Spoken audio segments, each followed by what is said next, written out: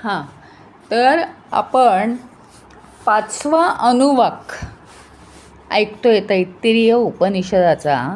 पाचव्या अनुवाकाची स्पेशालिटी अशी आहे की 4 कन्सेप्ट्स घेतलेले आहेत. त्या 4 कन्सेप्ट ऋषींनी शिष्यांना, म्हणजे आपणही शिष्यच आहोत, ध्यान करण्यासाठी, म्हणजे विचार करण्यासाठी, मनन करण्यासाठी ते दिलेले आहेत. आणि त्या दिशेने तुम्ही जा, म्हणजे बरं ब्रह्म नक्की काय आहे याचा तुम्हाला शोध लागेल असं सांगितलेलं आहे. अशा अर्थाचंच हे उपनिषद चालू आहे. तिसऱ्या अनुवाकाचं तशाच अर्थाचं काही 4 गोष्टी मनन करायला दिलेल्या होत्या. ह्याच्यामध्ये काय कन्सेप्ट घेतला आहे माहिती आहे का? ओम भूहू, ओम भुवहा, ओम स्वाहा, ओम महहा, इथंच थांबलेत ते. आता ओम जनहा, ओम तपहा, ओम सत्यम हे असतातच, म्हणजे 7 हे स्वर्गाचे लोक आहेत. स्वर्गलोक याचा अर्थ माहिती आहे का? पाताळलोक आणि स्वर्गलोक मिळून 14 लोक होतात. 14 भुवनं जे म्हटलेले आहेत ना, ते 14 लोकांची 14 भुवनं आहेत.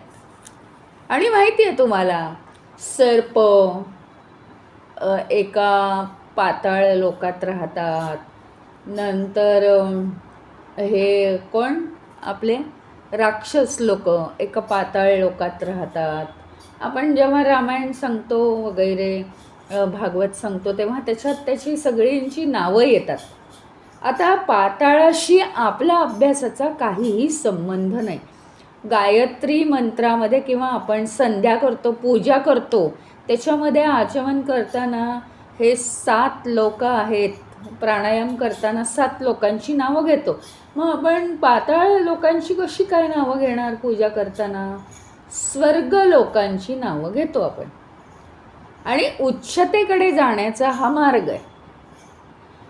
मग आता एकदम हे शब्द कुठून आले हे माहीत नसेल म्हणून मी हा रेफरन्स दिला तुम्हाला.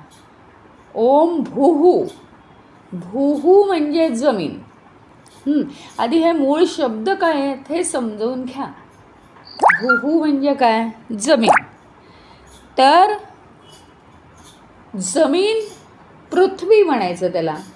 पृथ्वी, आप, आप म्हणजे पाणी, तेज म्हणजे अग्नी, वायू म्हणजे हवा, आकाश म्हणजे स्पेस, अंतरिक्ष, रिकामी जागा.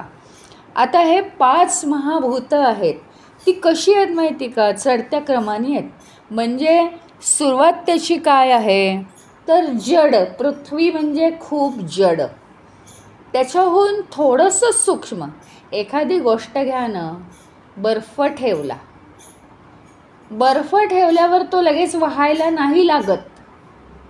पण तेच पाणी ठेवलं तर ते पाणी ठेवल्या जागी ते वाहायला लागतं. जर ते खाली ठेवलं तर ते वाहायला लागतं. म्हणजे बर्फ हा स्थूल आहे, जड आहे, आणि पाणी हे काय आहे? सूक्ष्म आहे, त्याच्यापेक्षा थोडंसं सूक्ष्म, ते वाहायला लागतं. पुढे काय आहे? तेज, अग्नी. अग्नी हा कसा आहे? त्याचा जो धूर निघतो तो वायूमध्ये मिसळून जातो, म्हणजे तो दिसेना असं होतं. म्हणजे पाण्यापेक्षा अग्नी सूक्ष्म आहे. पुढे वायू.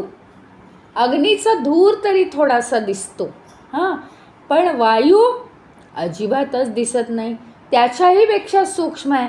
बघा, वायू जिथे जिथे जागा आहे रिकामी, अगदी फटीतून सुद्धा, त्याच्यातून सुद्धा वायू जातो, इतका सूक्ष्म आहे तो. आणि आकाश म्हणजे पूर्ण स्पेस, अंतरिक्ष. आकाश सर्वात सूक्ष्म. हे 5 महाभूतं आहेत. 5 महाभूतं आपल्याला अगदी नक्की माहिती आहेत, हो की नाही. ही सगळी 5 महाभूतांनीच आपण बनलेलो आहोत. आपल्याला ती अगदी चांगल्यापैकी माहिती आहेत. कसं आहे म्हणजे स्थूलाकडून सूक्ष्माकडे आहे. आणि आपण काय अभ्यास करतो आहे, आपली जी प्रगती आहे ती स्थूलाकडून सूक्ष्माकडे होते. नुसते हमाली करत राहिलं तर काय होतं, पैसे मिळतात पण आपण थकून जातो. नुसती हमाली केली, चांगले विचार नसतील तर सगळे हमाले कष्ट वाया जातात. म्हणजे मन पाहिजे आणि ते मन चांगलं पाहिजे. आपला जो देह आहे, आपलं जे शरीर आहे ते स्थूल आहे, ते कार्य करण्यासाठी बरोबर आहे, मान्य आहे मला. पण त्याच्यात जर काही प्रगती हवी असेल तर आपल्या मनामध्ये चांगले विचार पाहिजेत आणि ते मनातले चांगले विचार आपल्याला चांगलं कार्य करायला लावतील. त्याच्या पुढे काय आहे, मनाच्या पुढे बुद्धी आहे. मनात आत्ता हे विचार येतात, एका मिनिटात विचार काय येतात, हे काय काहीतरी सांगतात, मला काही ते आवडलं नाही, आता उद्या मी येणार नाही बाबा, मला काही जमत नाही ते. दुसऱ्या मिनिटाला काय येतं, पण ते बाकीच्यांना कसं कळतं, जमायला पाहिजे, मला वाटत होतं इथे जावं. असं सारखे एकेका क्षणाला आपले विचार बदलतात आणि आपण काहीतरी वेगळे निर्णय का घेतो, कारण आपण बुद्धीचं ऐकत नाही, मनाचं ऐकतो. मनाचा गुणधर्म काय आहे माहिती का, मन म्हणजे विचारांचा प्रवाह. नुसते विचार येतात जातात, येतात जातात, ते आपल्याला काहीही गाईड करू शकत नाहीत. तरीही मन शुद्ध पाहिजे. आपल्या मनाच्या आतमध्ये जर विचार असतील कुठले, तर ते विचार येणाऱ्या नवीन विचारांमध्ये जर भेसळ झाली तर ते चांगल्या चांगल्या गोष्टींना आपल्यापासून लांब ठेवतात. म्हणून नुसतं मनाचा निर्णय होऊ शकत नाही, मन कधीच निर्णय देऊ शकत नाही, ते गोंधळलेलं असतं. तर हा निर्णय कुणाचा घ्यायचा आहे, बुद्धीचा घ्यायचा आहे.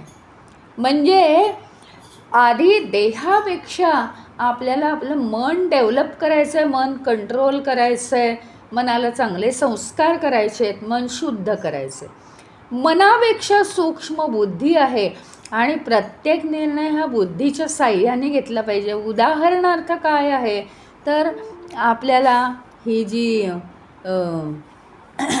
आपल्याला समजा काही काम असेल, नेहमी मी हे उदाहरण देतं की आपल्याला काम आहे आणि आपण आता झोपायचा विचार करतो आहे, अरे पण उद्या सकाळी हे आपल्याला सबमिट करायचं आहे आणि आत्ता झोपून कसं चालेल, असं म्हणणं हा निर्णय बुद्धीचा आहे.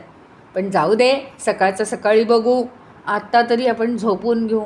आणि मग एकदम उशिरा जाग आली आणि नुसता गोंधळ का, असं का झालं, तर मनाचं ऐकलं ना आपण, बुद्धीचं आपण ऐकलंच नाही अजिबात. बुद्धीने काय निर्णय दिला होता ना, बुद्धीने सुद्धा.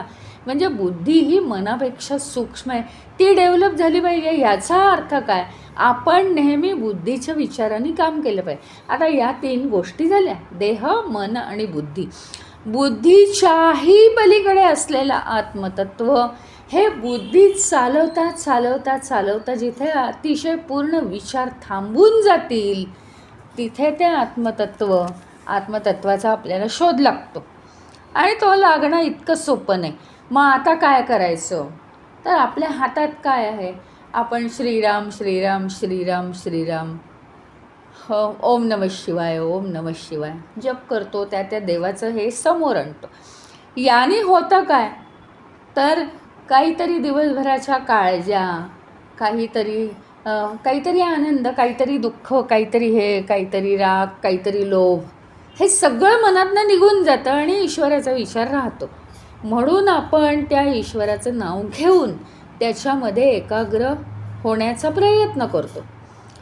आता हे आपलं त्या म्हणजे परमेश्वराला सुद्धा आपल्याला कसं वळवावं ही एक मोठी अडचणच आहे.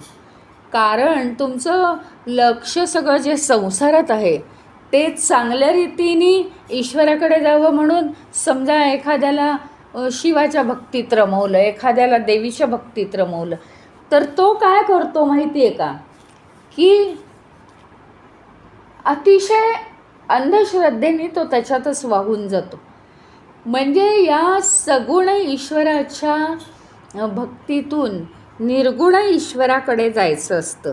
ह्याचा अर्थ सूक्ष्मत्वाकडे आपण दिवसानुदिवस जायला पाहिजे.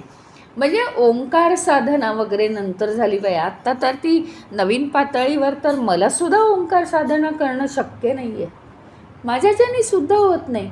मी सुद्धा ईश्वराचीच आराधना करते. म्हणजे आपल्याला जसं जसं जमेल तसं तसं आपण सूक्ष्माकडे जायला पाहिजे. हे साध्य करण्यासाठी इथे हे जे गुरु आहेत ते शिष्यांना सांगतायत. 4 गोष्टी त्यांनी दिलेल्या आहेत. आता भूहू म्हणजे काय, तर भूहू म्हणजे जमीन आहे. वेगवेगळी क्षेत्र आहेत.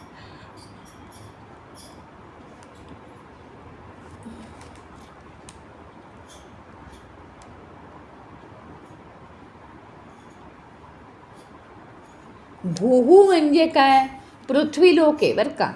पृथ्वीवरती जन्माला येणं. भूहू म्हणजे भूमी. भुवहा म्हणजे काय आहे, तर भुवहा म्हणजे अंतरिक्ष आहे. आणि स्वहा म्हणजे काय आहे, स्वहा म्हणजे स्वर्गलोक. हे बघा, हे दिलं आहे म्हणजे हे शब्द फिक्स नाही, पण त्याचा अर्थ तो आहे. आणि हे 4 कन्सेप्ट तुम्ही आता मनन करण्यासाठी घ्या असं सांगितलं आहे. आणि मग ते काय म्हणतात की महहा इति आदित्यहा. मग हे जर 4 लोक आहेत, हे 3 लोक जर असे असतील, भूहू म्हणजे पृथ्वी, भुवहा म्हणजे अंतरिक्ष, सुवहा म्हणजे स्वर्ग, तर महहा म्हणजे काय, आदित्य. हां, मग आता ह्याचा संबंध तुम्ही लावा असं ते म्हणतात. याचा अर्थ काय थोडक्यात सांगते. आणि सगळ्या जोड्या मग शेवटी अशाच आहेत. भूहू म्हणजे पृथ्वीलोक. पंचमहाभूतांपैकी हे बघा, निसर्ग, त्याचा अभ्यास आणि आपला अभ्यास, आपण सगळे निसर्गाशीच जोडलेलो आहोत. पिंडी ते ब्रह्मांडी असं म्हणतात ना. पिंडी म्हणजे जे व्यक्तीमध्ये दिसतं तेच ब्रह्मांडात म्हणजे विश्वामध्ये असतं. व्यष्टी ते समष्टी जे एका व्यक्तीमध्ये असतं तेच संपूर्ण समाजात असतं. याच्यावरून आपल्याला 2 गोष्टींचा अभ्यास करावा लागेल. इथे सगळी ही जी भूहू भुवहा स्वाहा दिलेले आहेत ते संकेत आहेत पंचमहाभूतांचे. पंचमहाभूत इथे कोणती आहेत, भूहू म्हणजे पृथ्वी आली, हां, भुवहा म्हणजे अंतरिक्ष आलं, आणि स्वहा म्हणजे काय आलं, स्वर्गलोक आलं बरं का. स्वर्गलोक, आता त्याची संकल्पना सांगते. पृथ्वी लोकात जन्माला यावं लागतं म्हणजे मनुष्य जन्म मिळतो आपल्याला. आपण उपनिषदाचा अभ्यास करतोय, इथे पक्षी लोक आणि काय प्राणी लोक आणि वनस्पती लोक याचा अभ्यास करत नाही आहोत. फक्त माणसालाच उपनिषदाचा अभ्यास करता येतो आणि माणसालाच ते आत्मतत्व प्राप्त होतं. बाकी कशाचाही विचार करायचा नाही चुकूनसुद्धा. मग पृथ्वीवरती जन्माला आल्यावर माणसाला हा जडदेह मिळतो. जडदेह म्हणजे स्थूल देह मिळतो. स्थूल देह म्हणजे काय, नुसता जर देह असेल तर त्याच्यात काहीच अर्थ नाही आहे. तो निर्जीव आहे देह, त्याच्यामध्ये चैतन्य मिसळलं आहे म्हणून तो सजीव झाला आहे, त्याच्यात चेतना आली आहे.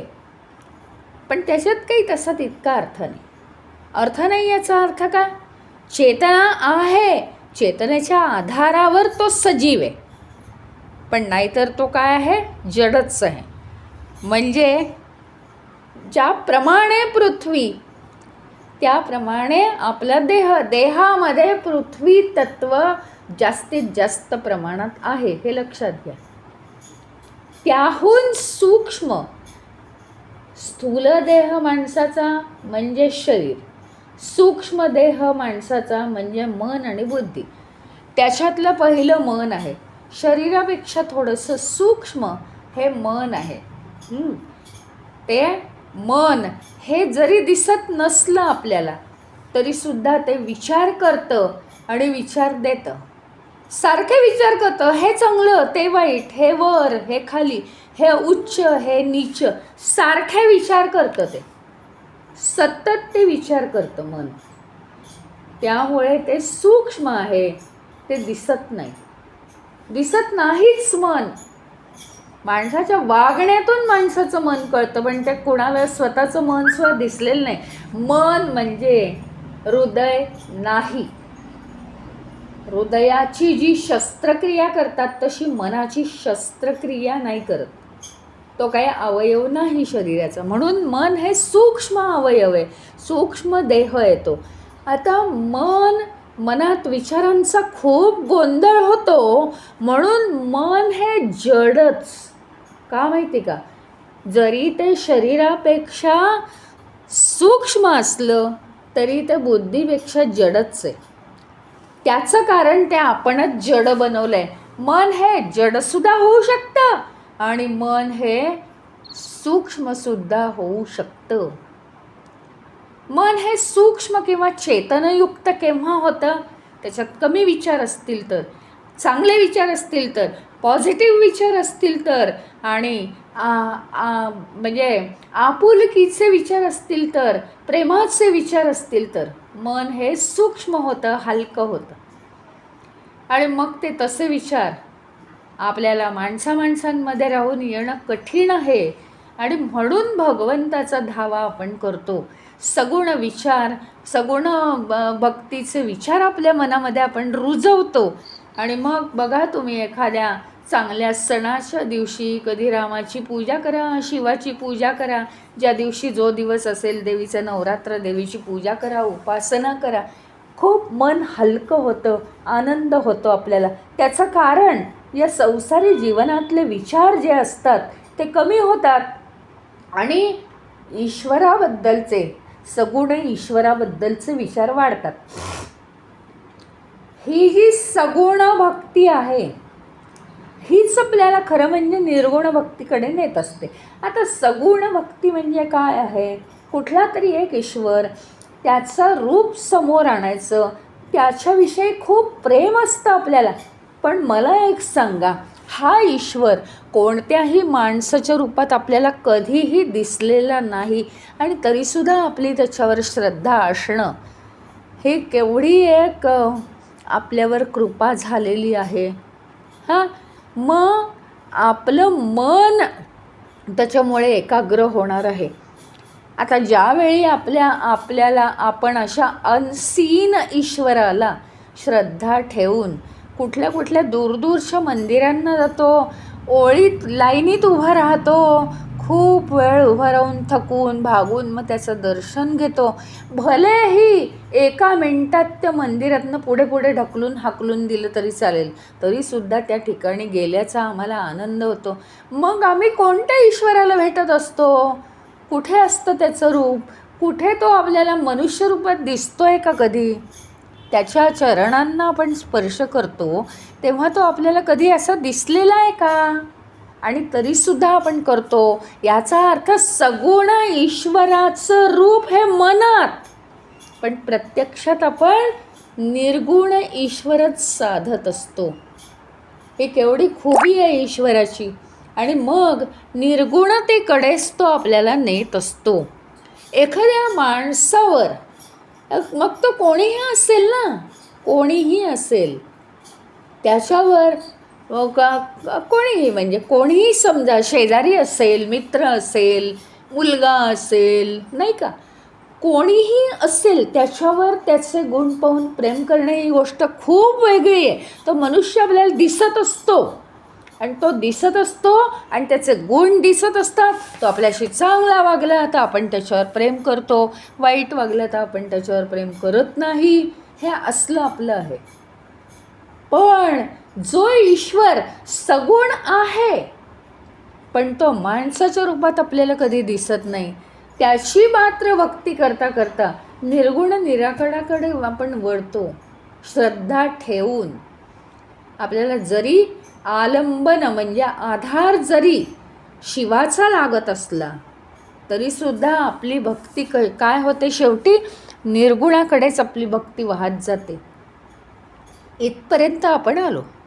मग आपली भक्ती केल्याने काय होतं, तर मन शुद्ध, सूक्ष्म, निर्मळ, कोमल होतं, संवेदनशील होतं आणि प्रत्येकातला ईश्वर आपल्याला दिसायला लागतो. मग त्याच्यानंतर आली आहे बुद्धी. बुद्धी ही नेहमी निर्णय देते. ते आपल्याला कितीही त्रासदायक असो, कितीही चांगले वाईट काहीही म्हणू आपण, पण परखडपणे बुद्धी ही निर्णय देत असते.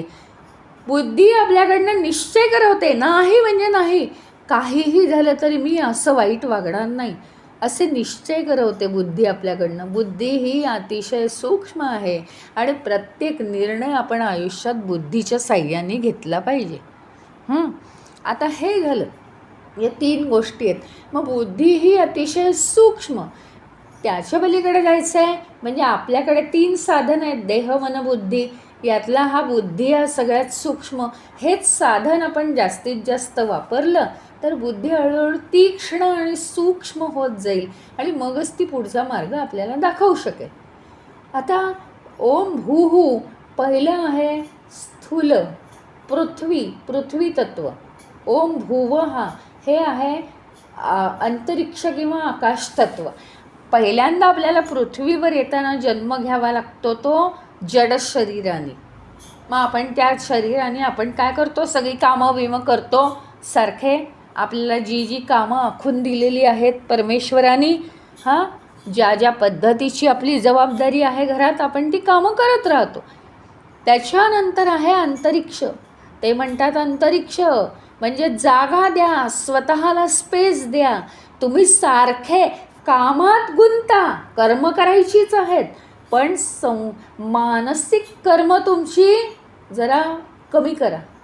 मानसिक कर्म म्हणजे कुणाचा तरी द्वेष करणं, मोह करणं, कुणाचा तरी हेवा करणं, कुणावर तरी जेलस होणं, ही मानसिक कर्म तुम्ही कमी करा आणि मन शुद्ध करा.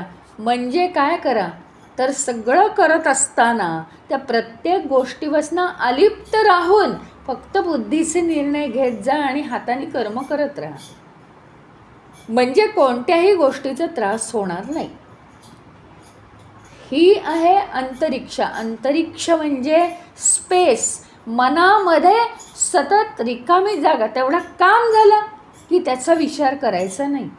पुढे येणारं काम करायचं, परत त्याचा विचार करायचा नाही. बास. म्हणजे मनात एक रिकामी पोकळी तयार होते आणि त्याच्यामुळे आपण जास्तीत जास्त आपली प्रगती होते. आपण सूक्ष्मत्वाकडे जातो. त्याच्या पलीकडे आहे ती बुद्धी. आता त्यांनी स्वर्ग सांगितलं. अंतरिक्ष जर आलं म्हणजे जर स्पेस आली, रिकामी जागा आली, अंतराळ आलं, तर पुढे काय होतं, स्वर्गप्राप्ती होते. ओम स्वाहा. स्वाहा म्हणजे स्वर्गप्राप्ती. काय नवीन आलेल्यांना एकदम सगळ्या गोष्टी कळणार नाही, पण कशा पद्धतीचं आहे ते थोडंसं तुम्ही आज समजावून घ्या. मग त्यांना काय होईल नंतर, जर आपण असं सूक्ष्मात गेलं म्हणजे सतत मायेचे विचार करण्यापेक्षा प्रत्येक वेळी प्रत्येक गोष्ट करायचीच आहे, आपल्याला संसार सांभाळायचाच आहे, पण ते करत असताना काही अडचणी आल्या, काही आपण गोंधळ झाला तर ते सोडवायचं. आणि मग आपण काय केलं, आपण असे कसे वागलो, हे कसं झालं, यांना कसं धडा शिकवला, हे विचार नाही, तर ते लगेच त्याच्यातनं आपण अलिप्त झालं पाहिजे. याला म्हणायचं आपल्या मनामध्ये स्पेस निर्माण करणं, रिकामं व्हायचं, अलिप्त व्हायचं त्याच्यापासून. असं जर केलं तर आपण हळूहळू सूक्ष्मत्वाचा रस्ता पकडू. आणि सूक्ष्मत्वाचा रस्ता पकडला तर पुढे उपमा दिली आहे ओम सुवहा. सुवहा म्हणजे स्वर्ग असं समजा, असं ते ऋषी सांगतायत. मग स्वर्ग, सुवहाच्या जागी स्वर्ग. तिसरा जो लोक आहे, थर्ड स्टेप म्हणा तुम्ही, लोक म्हणण्यापेक्षा ओम भूहू फर्स्ट स्टेप, ओम भुवहा सेकंड स्टेप, ओम सुवहा थर्ड स्टेप. ओके, आता सुवहा ही थर्ड स्टेप आहे, म्हणजे स्वर्गप्राप्ती होईल तुम्हाला. त्याचंही एक असं आहे की स्वर्गप्राप्ती ह्याचा अर्थ काय, स्वर्गाची काहीतरी हे आहेत, ठरलेले रूल्स आहेत. स्वर्गामध्ये मनुष्य नसतोच, ईश्वरी रूप असतं. तो मनुष्य होऊन तो पृथ्वीवरच राहू शकतो. उदाहरणार्थ श्रीराम हे विष्णू होते. विष्णूंनी लोकांच्या मदतीसाठी, रावणाला संपवण्यासाठी अवतार घेतला, म्हणजे मनुष्य देह धारण केला. मग मनुष्य देह धारण करायचं असेल तर विष्णूला स्वर्गात राहता येत नाही, पृथ्वीवर यावं लागतं. कन्सेप्ट काय आहे ते समजावून घ्या. मग आता स्वर्गात जो राहतो, ज्या देवता राहतात त्यांना देह नाही. हा पुराणांचा अभ्यास आहे. हां, स्वर्गात जे राहतात त्यांना देह नाही. देह नाही म्हणून वृद्धत्व नाही, आजार नाही, काही नाही. पाप पुण्य या संकल्पना त्यांना नाहीत. आता तिथे जर देवदेवतांचा त्यांना आहे, अहंकार आहे त्यांना, पण त्यांना देह नसल्यामुळे त्यांना जन्म मृत्यू नाही आणि वृद्धत्व नाही. त्यांच्यामध्ये जर काही भांडणं झाली अहंकारामुळे, तर ते काय सांगतात माहिती का, एकमेकांना शाप कसा देतात देवदेवता, तू आता माणसाचा जन्म घेऊन पृथ्वीवर जाशील. माणसाचा जन्म आला की होतं काय माहिती का, देह निर्माण झाला. देह निर्माण झाला ना की आपल्याला त्या देहामध्ये असलेले जे मन आहे ते खूप त्रास देतं, आणि मग सगळी सुखदुःख अडीअडचणी सगळं आलं झालं. मग इतका भोग म्हणजे झालं, पापाचं क्षालन झालं, असं असतं. मग आता स्वर्गलोक काय आहे की ज्याच्यामध्ये देह नसतो, केवळ त्यांना ते सूक्ष्म देह, मन आणि बुद्धी एवढंच असतं त्यांना. हा देह नसतो तिथे. फक्त आपल्या संकल्पनेसाठी आपली श्रद्धा राहावी ह्याच्यासाठी सगळ्यांची ही ईश्वरांची स्वरूपं दिली आहेत. कारण आपल्याला ते मग त्यांचे रूप बघून हे करायला, भक्ती करायला सोपं जातं, उपासना करायला सोपं जातं. मग इथपर्यंत आपण आलो. आता स्वर्गलोक म्हणजे काय, त्यांचं म्हणणं असं की देहाने कर्म करायचं आहे, पण सतत देहावर राहू नका तुम्ही. त्या जडदेहातून सूक्ष्म देहामध्ये जा, म्हणजे सतत स्वतःला विचारा, हे एवढंच काही आहे का, नाही, मी कोण आहे, मी वेगळं आहे, मी या सगळ्याहून वेगळं आहे. नुसतं मी हे केलं, मी ते केलं नाही, त्याच्यापेक्षा मी वेगळं आहे. नुसतंच कर्म करायला मी आलेलो नाही आहे, तर मी कोण आहे, मी स्वतःच देव आहे, मी स्वतःच ईश्वर आहे. तो कसा, याचा शोध लावा. म्हणजे देहाचं तुमचं भान गेलं पाहिजे, ह्याच्यासाठी रोज तुम्ही आराधना करा, साधना करा. आणि म्हणून सुवहा स्वर्गलोक. त्याच्यापुढे चौथा जो आहे, आता जर तुम्ही हळूहळू साधना सुरू केली, ओंकार साधना म्हणा, शिवाचा जप म्हणा, विष्णूचा जप म्हणा, रामाचा जप म्हणा, काहीही करा, त्याने जे आपल्याला शांत वाटतं, ते शांत वाटणं म्हणजे आपण ईश्वरापर्यंतच पोचलेलो असतो. आणि मग पुढे काय, तर ओम महहा, आणि महहा इति आदित्य. आदित्य म्हणजे सूर्य, आदित्य म्हणजे परब्रह्म, आदित्य म्हणजे तेज. त्या सूर्याशिवाय माणसाच्या शरीरामध्ये, माणसाच्या जीवनामध्ये ऊर्जाच निर्माण होत नाही. दोन गोष्टी आहेत सूर्याकडे, प्रकाश तर आहे, उष्णताही आहे, पण एक जगण्यातलं जे तेज आहे, उष्णता आणि तेज याच्यातला फरक सांगते तुम्हाला.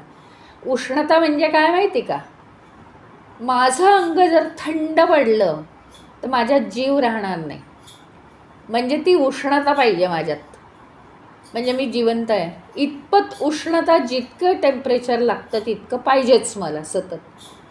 हे आलं लक्षात, याला म्हणायचं उष्णता. आणि प्रकाश तर आहेच, पण तेज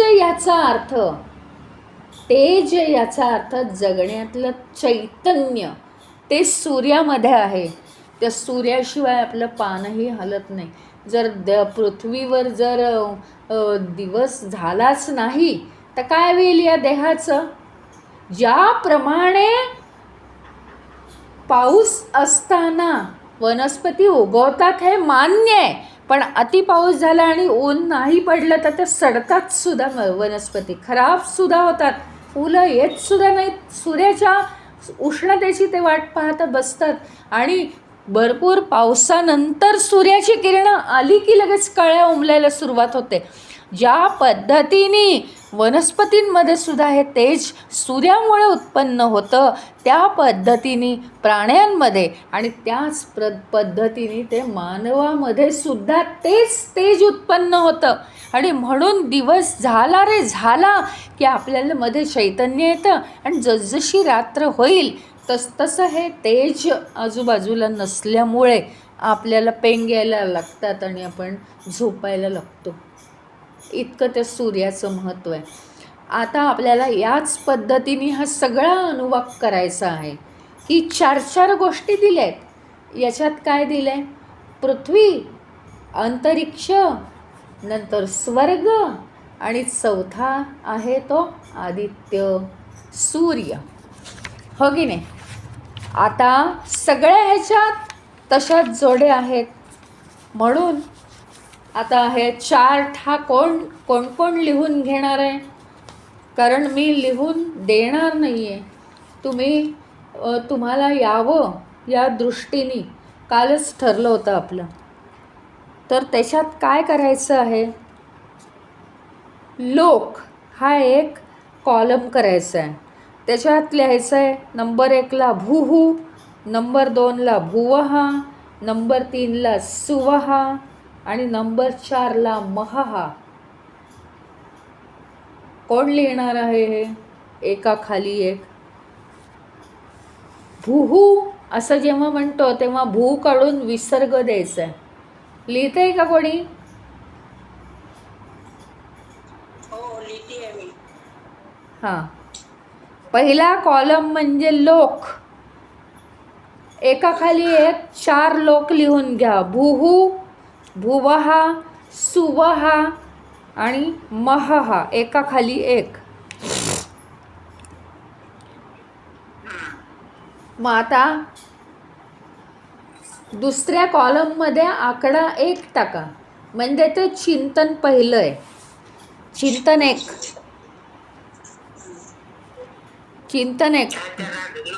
लोकच्या समोर काय लिहायचं दुसऱ्या कॉलममध्ये? पहिल्या कॉलममध्ये लोक, दुसऱ्या कॉलममध्ये चिंतन प्रकार 1. चिंतन प्रकार का? हां.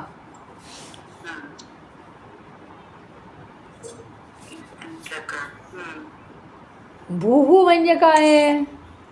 पृथ्वी आहे. भूहूच्या समोर पृथ्वी, भुवहाच्या समोर अंतरिक्ष, सुवहाच्या समोर स्वर्गलोक आणि महहाच्या समोर सूर्य. तिसरा कॉलम चिंतन 2. सूर्य. तिसरा कॉलम काय? चिंतन 2. चिंतन 2. भूहू म्हणजे अग्नी. फौजदार काकू लिहिताय ना तुम्ही? भुवहा वायू, सुवहा आदित्य, महहा चंद्रमा.